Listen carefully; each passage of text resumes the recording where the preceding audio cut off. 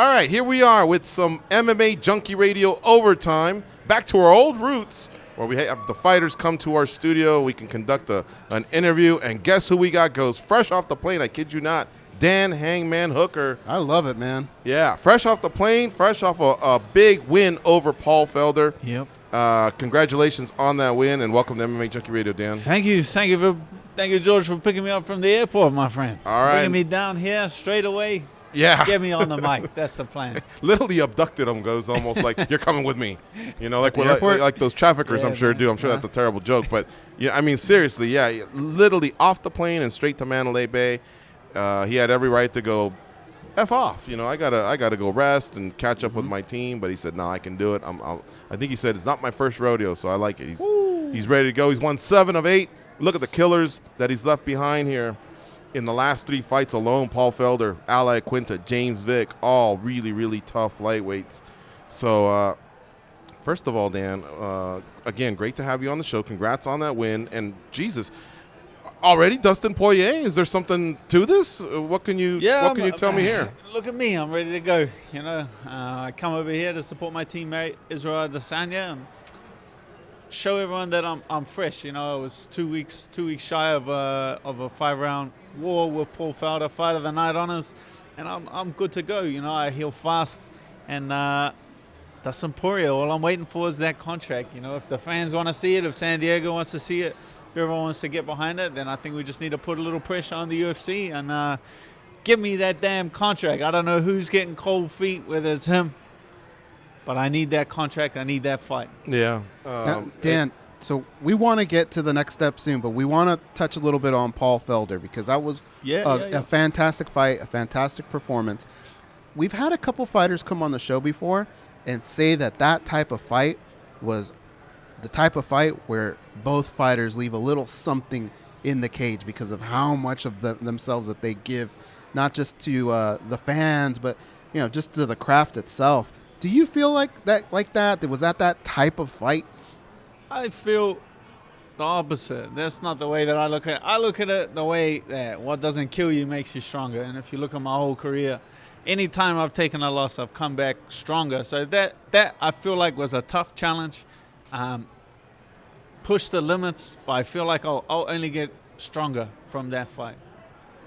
All right. I like that. I do like it. But, him and I talked about some stuff on the way here, and if he wants to elaborate on it, that's fine. But that was a 5-round fight that you fought. In fact, you still have a nick right here. That's a birthmark. Oh, is it? Yeah. No, it's not right This here. Really? birthmark, my friend. Okay. But then over here on this side, you still have a little bit of redness. And yet they're already offering him another contract, another 5-round fight. You know what I mean? And, I mean, is that a tough decision? It sounds like you're ready to go. And goes, they're looking at May, like 10 weeks away. You know what I mean? Luckily, he's the Wolverine over here. He can recover easily. But you're right. From one camp to the next, you just went 25 minutes with another killer. Poirier's no joke. Like, is that something you're taking the time to really think about? Or you have to is this an emotional decision? You have to take that into account. And I wouldn't have entertained the idea if I thought that my health was in jeopardy in any way, shape, or form. Your health and your longevity in the sport is the priority. But I feel like I run through concussion testing after the fight.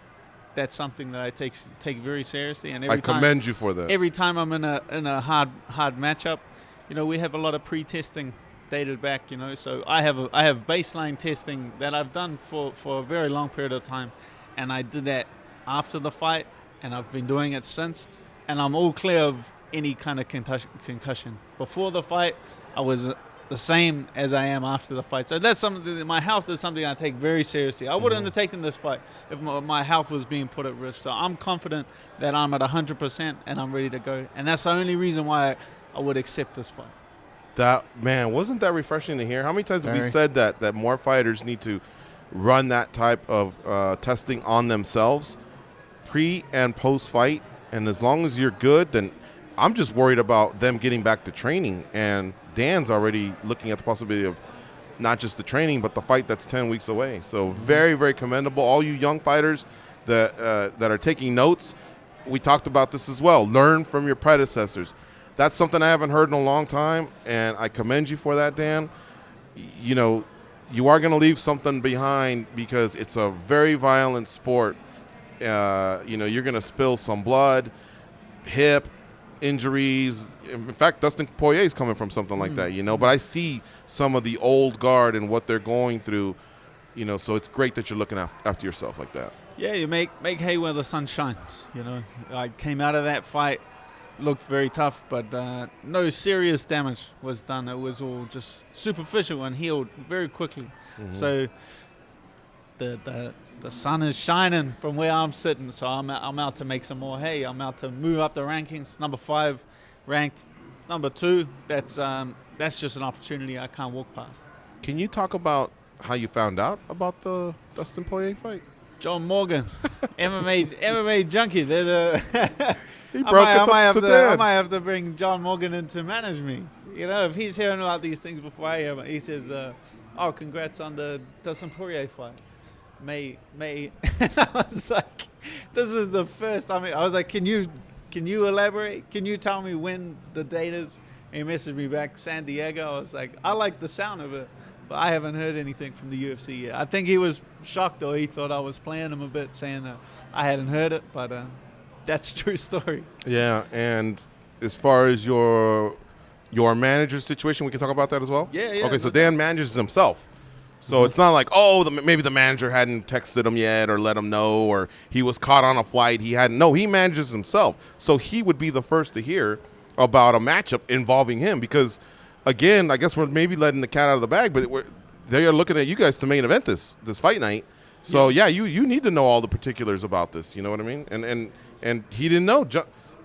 John told him. That's crazy. You know what I mean? That's happened quite a few times, huh? Yeah, exactly. That was surprising. The insider, man. It shows you he's got a lot of pull with the UFC, and he's got a lot of information that comes across his desk. Yeah, this would be May 16th. Yeah, this happened to me a few times actually. I've had people on Twitter, or the fight get announced on Twitter before the UFC's contacted me about it. Is that a little insulting in a way for them to just assume, Dan will take it, or he'll do what we say? Maybe just that's from previous fights that they didn't have to push me all that hard. You know, into taking fights. Like, I like to stay busy. I like to stay active. I'm always pushing for another matchup, and you know, I called a guy out. I called out Gagey after that last fight, so that was a signal to them, obviously, that I was ready to go. Mm-hmm. Dan, because you represent yourself in that room when you're doing these negotiations, do you feel like it's a different Dan that's in there? Almost like, is there like a manager Dan and a fighter Dan? Does your mindset have to switch a little bit? Yeah. You don't have the luxury of saying, "Hey, I got to speak to my client about this one." Everything's got to happen right then and there, right? It takes, I would say, a lot of confidence. It takes a lot of confidence. But for me personally, I always wanted to know for myself how it all worked. And the reason why I have managed myself is because I have my own gym, my own stable of fighters, my young prospects that will hopefully fight in the UFC one day in the future. So for me, I wanted to know how it all worked. I wanted to know what those conversations were like, sitting down with the UFC matchmakers, with the UFC team, and how everything came together. So when I was in Future and I'm managing young fighters, I didn't have to just pass them off to a wolf. I didn't just have to pass them off, and I was ignorant of that side of the business. So for me, I needed to know that side of the business. So then in Future, when I'm coach and a manager myself, I know the ins and outs of this game entirely. Does that have to be in the future? I mean, let's just say another fighter says, "I love the way your career is going. Can you help me out?" Would you do something like that? I've got a lot of fighter team, big team that I look after. I think the guys on those levels are more comfortable, you know, when they come over to us to joining the city kickboxing stable. My team, which I take care of, on the fighters I take care of, are young pros that are making their professional debuts, or they've had a couple of professional fights. I'm at that. You need to build fighters from the ground up, and that doesn't happen overnight. You know, taking an established fighter and putting your stamp on it, I feel like that's not the true sign of a great coach. I feel like if you really want to prove you're a great coach, you like Virgil Hunter or like Eugene Behrman, you have to build a world champ from scratch. Building a world champ from scratch, like Eugene did with Israel Adesanya, that is something special. Like Virgil Hunter did with Andre Ward. That's something special, and a lot of coaches, they don't manage. They get a fighter over that's had 10, 20 fights. They turn their career around and put their stamp on them as a world champ. But for me personally, I want that ground-up world champion. I have 2 goals, to be a world champion and to train a world champion. And those are the 2 goals that I have.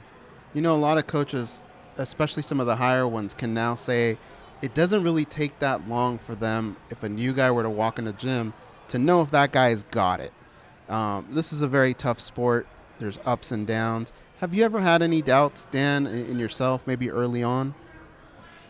I'm a realist. Like, we were talking about this before. Like, Israel Adesanya is known from day one that he was going to be world champ. He's going to be headlining pay-per-views. But me, it's whatever I can see in front of me is the next biggest goal. So as I achieve those goals, I set something else in front of me and something else in front of me. So my progression has always been incremental and very slow. You know, I've seen the first guys in New Zealanders get signed to the UFC, and then it was a possibility for me, and then I seen the main carding, and so I knew that it was all a possibility. But I'm more, if I can see it, then it becomes very realistic to me.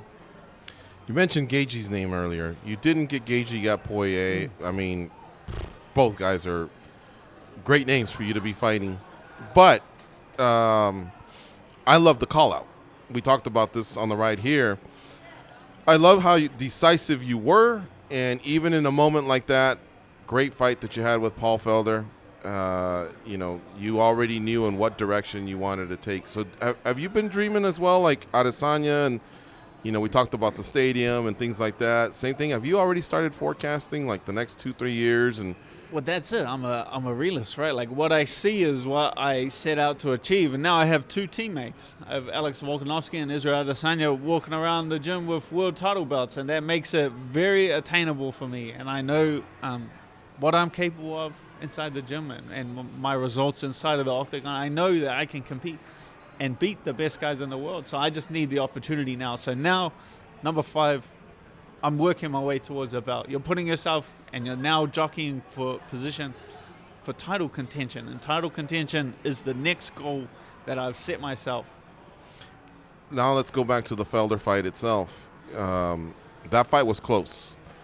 And clarify for me, were you exhausted at the end, or were you more exhausted or more damaged at the end? Because it seemed like he was the fresher of the 2.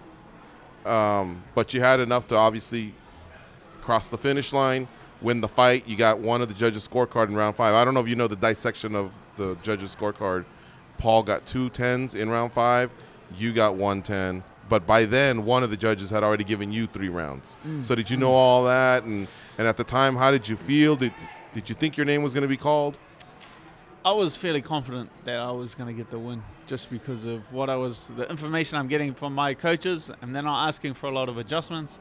That means that what's going on is going on well. It's hard when you're the fighter, but if you're getting told you need to do this, you need to do this, you need to do this, then it's not going your way very well. Those first 3 rounds, I wasn't getting asked for a lot of adjustments, and I felt I was getting the better out of those exchanges. Out of the first and second, I thought I was moving well. I thought it was a bull versus matador scenario. I thought I was the matador inside of the octagon. A lot of people were saying he was coming forward, but I feel like he had shown an ability to cut me off. And I felt like I was the one leading the dance for those first 3 rounds. 4th round, he obviously knew that he was down. You could hear in the corner his team obviously knew that he was down, and they called for something big, and they needed a big uptake in pace. First 3 rounds, I thought I won those rounds from my range, fighting from my range. In the 4th round, they asked him for more pressure, so that range closed down a bit, and he was a little closer. And it took me that 4th round to adjust. When someone's closing the range on you, you have 2 options. You could either work harder to get out and get longer, or you can close the range. In the 5th round, I realized and I felt that was the adjustment I need to make. Instead of looking for more range, I instead closed the range. And I closed the range. I was able to get the better of the grappling exchanges and secure, in my opinion, a close round with a takedown. Mm-hmm. And now, if you do take this fight with Poirier, it'll be another 5-round fight. Can you, when you talk to the UFC about this, which I'm sure you plan to do as manager, will you take into consideration, hey, that's 2 more rounds, and you're asking me to do another 2 more rounds within a 10-week span. So a lot of managers will focus on compensation. And, all right, you're a man. You signed a contract. Let's just say that doesn't go your way. How about an assurance that you're maybe shortcutting your road to the title, at least, by being a team player, and working for the company and being able to rebound in 10 weeks? Like, is that something you want to bring forward to the negotiation table? This whole thing is risk versus reward. As a fighter, it's risk versus reward. You'll take a fight if the risk is worth the reward, because there's always a risk that you're going to lose and you're going to go, things are going to go badly. There's always that risk. But is the reward there? Quick turnaround. They want me to turn around 10 weeks notice, another tough guy, another 5 rounds. Yeah, it's about risk versus reward. So if the reward is there, the fight will happen, and I'm confident that we're going to get this fight done with the UFC. That it'll be announced fairly soon, and we can start focusing on that, back in the gym, working hard, and that's what I'm looking forward to. Well, you're in Vegas, so you said you have a schedule of things to do at the PI. Is one of them to stop in the offices, the second story, and talk about this? Is that something that'll be done on this trip? Yeah, I would love to. I would love to sit down with the UFC. I'm sure I'm going to bump into a few faces tomorrow at the PI. My coach is scheduled from 8 a.m. to 3 p.m., a bunch of fitness testing, which I'm looking forward to. I'm sure jet lag's not going to affect that too much. But, yeah, I'm looking forward to it. I'm looking forward to talking with the UFC and getting this thing across the line. If the fans want to make it happen, they want to see it happen, just push the UFC and let's get this across the line. Can you talk about the team unity? I saw Izzy at your fight, cheering you on, and you obviously made the trek here to North America to watch his fight, and you guys are very, very close-knit. You guys support each other. What makes your team different from maybe other teams, and without putting other teams down? I'm not asking you, but what do you think's unique about your team? Not so much that we're come to Vegas and support each other. I feel like there's a lot of teams out there that will do that stuff, and I feel like this is like I truly want to come out here and just see my boy do well. That's the number one reason why I'm here. I want to come out and see him beat Yoel Romero and defend his world title. That's the number one reason why I'm here. But you'll see a lot of teams do that, because in reality, this is the fun stuff. This is the fun part of it. Coming to Vegas, hanging out with the team. Like the true test of the team is what goes on behind the scenes. And I feel like behind the scenes, what's required of us inside of the gym is 7 days a week. It's 7 days a week for the last 3 months. You're training 7 days a week. 7 days a week. There's no Sunday off at City Kickboxing? There's no Sunday off. We have our hardest session. We have our hardest session of the week on a Sunday. So then, because we train. Eugene coaches 7 days too. Eugene coaches 7 days. It's not like he sends an assistant for Sunday. He ain't got no assistants. He does everything. Well, there's himself. part of the secret formula right there, man. He's crazy, right? So Saturday night, because we do this our spider workout, which is our hardest workout of the week. Whenever you fight, so a lot of guys fighting outside of the world, they fight Saturday night. So we are required to be at the gym Saturday night to help them with their workout. Then they're required to be at the gym Sunday. So there's a huge amount of sacrifice that goes on within our team. You can't get a lot of these other teams to get guys 7 days a week, Saturday night and Sunday afternoon. Like Sunday is family. That's chill out. That's relax time. We have to sacrifice that as a team. Saturday night, you want to have the night off, go to a barbecue, hang out with your friends. That's off the table with our team, and that's just something that you're not going to get. A lot of guys go to bat for each other like we go to bat for each other. You guys are gangsters. That is something else, because a lot of people talk about that rest day and how important, and we'll talk about that in just a second, but that is one hell of a commitment. Fortis MMA seems to also have something similar like that, where I believe when you fight, they give you the week off, but they want you back helping those that helped you. It's like a commitment. It's a culture that the coach has started. But 7 days, usually I hear something like that, I'd push back and say, what are you, crazy? But you just said it. You got two guys walking around with belts. You're featured here in another main eventer. Kai Kara France, he's working his way up the flyweight division, so there's success there. How can I push back when there's this type of success? That's amazing. Yeah, it's a big team thing. Like after my fight, we fought on Sunday in New Zealand, and then Monday I was required to be at the gym to thank all of my teammates after sparring. It's a ritual that we have with the gym. Your first session back after your fight, generally Monday after sparring, you come in. Everyone sits down after sparring, and you stand there and you thank your teammates for sacrificing their time and their bodies into your camp, and you promise to do the same thing back to them, because at the end of the day, that's what it comes down to, bodies on the mat. Man, this is some next level shit, guys. I like it. You brought up high risk, high reward. In your division, it's so active. There's always guys going at it, especially at the top. All that being said, are you open to short notice fights? Is that something that, where you're at right now in the pecking order, would you take that risk? I feel like at this stage, like 10 weeks is a short notice fight. When you're coming down to that elite level, where it's like those kind of guys, I feel like 10 weeks is a short notice fight. But yeah, if things fall out, it risk versus reward.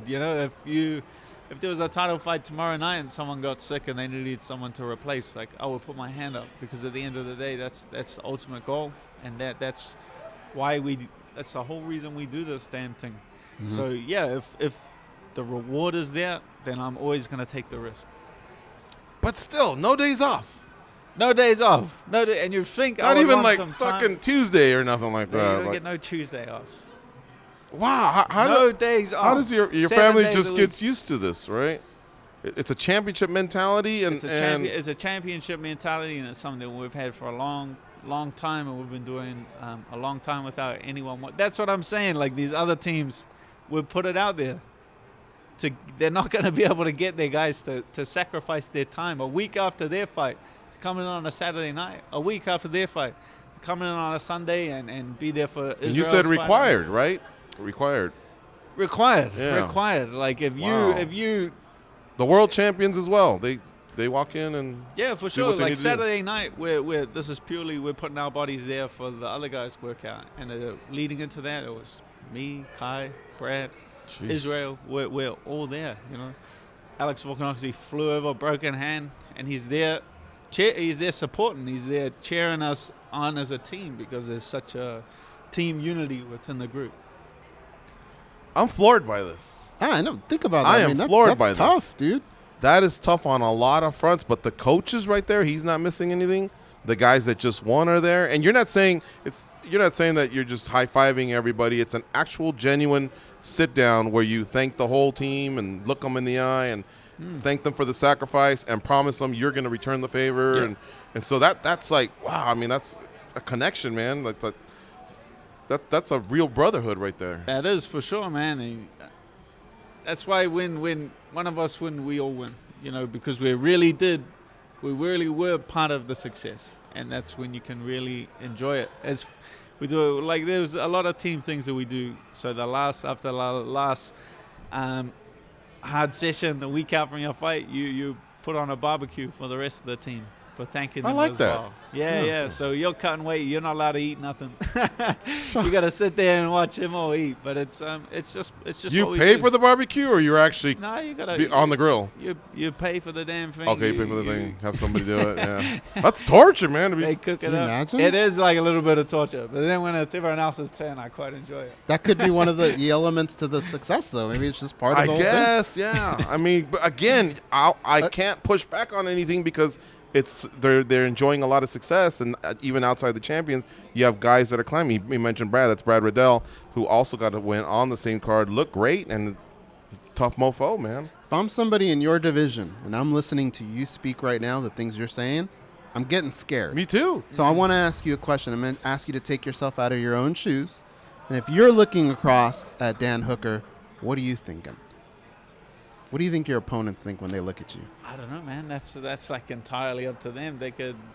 You could brush it off, but you can look at the record. It's dangerous, man. You got to be on your toes when you're standing across from me. You can look at the kind of damage that you put into your opponents, and it's serious. It's serious. It's no joke. Like your health is seriously on the line. So be on your toes and come prepared is all I can say. Wow. All right. Just a couple more things, and then we'll end the interview. Again, we're very grateful. You literally just got off the plane in 12 hours to L.A., and then this hop, skip, and a jump from L.A. to Vegas. But still, can you share a good street fight story with us? Me, a good street. Well, I was a doorman for many years. All right. Myself. So don't let us down then. Pick the best one or two good ones. The best one. I don't know. You shouldn't kiss and tell, right? No, you should. How long ago was it? What was this tenure you had? Before I got in the UFC. Yeah, you're all right. Yeah, you're good. We've had 3,000 episodes. A lot of guys have done it. We're not asking you to tell us where the bodies are buried or nothing like that. I mean, you can leave some details out, but yeah. You want a street fight story? I would say that we've got about 500 street fight stories, maybe 600, and that we've only been turned down a few times. Either someone just has never been in one or whatever. So nobody's gotten in trouble from this little segment of ours. Yeah, New Zealand is a peaceful country. I've never. Nah, I'm joking. You can go as far back as you want. No, because Ray Cepho's come in here and tell us some gems, man. I know how they get down in New Zealand. First, shall we go first? Oh, I gotta go on. All right, here we go. I was out working. It was the last guy. Don't spare details. It was like the last guy out of the bar. I was like, you're the doorman here, right? Yeah, you're over it. Right. There was like a team of like 4 or 5 of us. It's the last guy out of the bar. Mm-hmm. And I'm going out. Just walk up. Come on, man. Come on, let's go. And he was walking fine. Like he was like leaving the bar. He was happy to leave the bar. Turns around last second. Just digs his thumb like right into my eye. Jeez. Like turn around, just like eye gouged me so hard. A couple of my work colleagues, like come up behind him, they grab him, and then one of them is a judo black belt, so like judo hip throws him off, like came out, his thumb popped out, like couldn't see out of that eye. I was like, God, oh man, it was like red for a month. I almost don't want him to tell the story. I'm so grossed out, man, by the fucking thumb in your eye. The two guys, like my workmates, start getting on the guy, start putting some shots on the guy, and that's funny. As I went to drop a shot on him, and I look over, and there's my sister standing with her friends from church, like looking at me, and I was about to drop on the guy, and then I look over like, hey, I say, so how's your guys' night going? All like her friends and her from church are just like, hey Dan, like we were looking at getting in the club. I was like, oh, so I had to like kind of completely change from like. Did they witness the part of the eye? What happened to you? I think they just seen them. 3 of us like. I see. Shit whipping this guy out on the street, but yeah, I had to change instantly from there. You had to go from seeing red to like. So you just froze like the Matrix? Yeah, I like froze like the Matrix. I was like, I cannot hit this guy with these. But your mates took care of the clean the mess up. Huh? Yeah, clean him up. You know what I didn't understand? I thought you said you were the last guy out of the bar. So I literally thought like the last guy. Like the bar was empty, you were locking up, and then you got jumped or something. But then you said all these other people. He was the last guy out of the bar. He was like the last patron. So everyone's like, they start. Lights come on, we kick everyone out. It was like that. He was standing there as the last. I think it was like a friend of a friend of someone. Okay. Son of a gun. Nice one. All right, give us another one. Nah, you only get one. I got a total. I'm getting one. I have to filter this. If we only get Fair one, enough, I think what he's saying is I want to come back and tell another one. Yeah, is that the deal that we just entered? He's been a team player, man. Okay. Seriously, I'm not joking, guys. He literally just got off the plane. He's got his. Are you gonna help with the weight cut, or are they handling all that? You have to jump in a sauna and. I will if they're hanging around. That's tomorrow. Yeah. What time is it? Oh, today's Thursday, right? So they weigh in tomorrow. What time? They weigh in tomorrow between 8 and 10 p.m. local time here. Yeah. I'll be coming.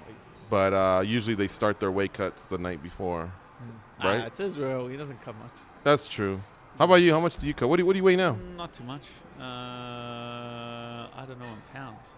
78 kilos. Let me look it up. Can I ask you a question about your sweatshirt? Yep. So it says, I love ugly. I love What I'm trying to figure out is, did you buy it saying you love ugly, or did someone buy it for you saying you're ugly? How did that happen? It might be an insult. Nah, it's a New Zealand brand. It's like a New Zealand Oh, really? company. Yeah. Oh, okay. I did a podcast with him, and he hooked me up. I A bunch love of gear. ugly. Yeah. Very cool. 78 kilos is 172 pounds, and he fights at 155. So you don't cut much either. Wow. And that's why you did some featherweight time, but those 10 pounds, obviously, you made a decision. Like it would was like enough. yo-yo way more at featherweight. Like it would go up to like from 145, and then you would like yo-yo up to like 180 something. So it's like healthier for you.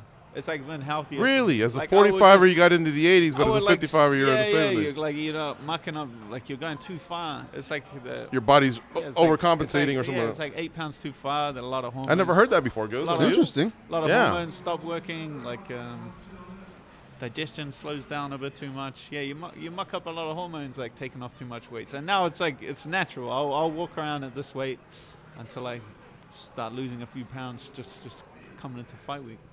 Last thing, your family, you have a wife, what you have kids and brothers, sisters? Yeah, what's your family? Yeah, married. I have a 15-month-old daughter. Okay.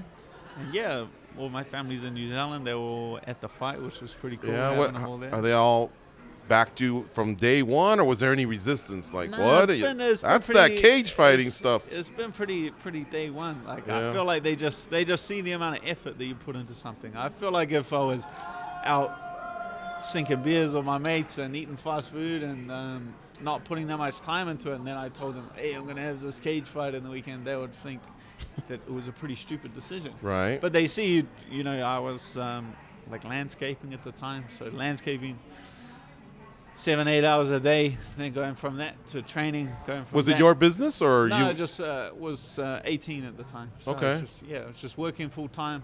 I was going to ask you, what would you be doing if you weren't a pro fider? Would it be in the landscape business or something I else? went from landscaping. I worked at a kitchen place, and then I was worked at doorman. Oh, okay. nightclubs. Yeah. All right. Hey, Dan, you know how John Morgan broke the news of the fight to you? Yeah. Has he earned enough credibility where if he were to go, hey, congratulations, the second kid, would that be enough for you to go, wait a minute, what's going on? Is he that into like life? So now you're thinking He knows he's everything, a man. Psychic now. He knows everything. I think He's I the would trip out a little bit. The all-knowing John Morgan. You never know. That tripped me out, that question there. I was going to ask you one more. Oh, sorry. What do you want to plug? Your gym, your friends from I Love Ugly, or anything else? Is there anything else that you want to, people that have helped you along the way that you want to share here? Yeah, I'd like to give a shout out to my whole team back in New Zealand. Obviously, the City Kickboxing crew. You know, the wife. I'll chuck the wife in. I'll get to her at the end. Most important goes last, right? Mm-hmm. Yeah, and then my gym, my Combat Academy team, and my little family I've got. Growing there, a lot of young prospects, and I think in the future there'll be a lot of UFC fighters from New Zealand. No one in coming the up UFC that yet? No, just Okay. young pros at this stage. All right, so We've they're been still open- working we've their only way been up? open- I've had that gym open for 2 years now. So You're the head coach of that I'm team? the head coach of that team. So we're building some good guys, and then the wife. Strong Shout out the finish. wife. Strong finish. But still amazing because he's dedicating 7 days a week to City Kickboxing, but yet he's a coach elsewhere. So you're literally popping into at least two gyms every day of the week. Mm-hmm. Yeah. This is what you love, man. This is what I love to do. I love this sport. I love everything about it, and it doesn't ever feel like work to me. Mm-hmm. Thanks so much for stopping by MMA Junkie Radio. It's been awesome having you. I want to wish you the best of luck with whatever comes. Very admirable of your commitment to the sport, man. We've had a lot of interviews over the years, but you actually turned us on to something right now that I'm gonna have to sit back and think about because 7 days a week, that's like another level, man. And again, with the success you guys are having, what can we say? I mean, that's truly, truly amazing stuff for you and the team. So congrats on all fronts. Thank you very much. I appreciate it. Thanks for having me on, guys. All right, folks. That's it for today. That's Dan Hangman Hooker. Look for him possibly mid-May. It's looking likely, maybe against Dustin Poirier in San Diego. We'll see how the negotiations go. Either way, he'll be fighting one of the top guys out there. Why? Because he is one of the top guys at 155 pounds. You think Tony or Habib? Give us a quick prediction. Who's going to win this? I feel like that's a true 50-50 matchup, man. Yeah. I think that's why we all want to see it. Okay, fair enough.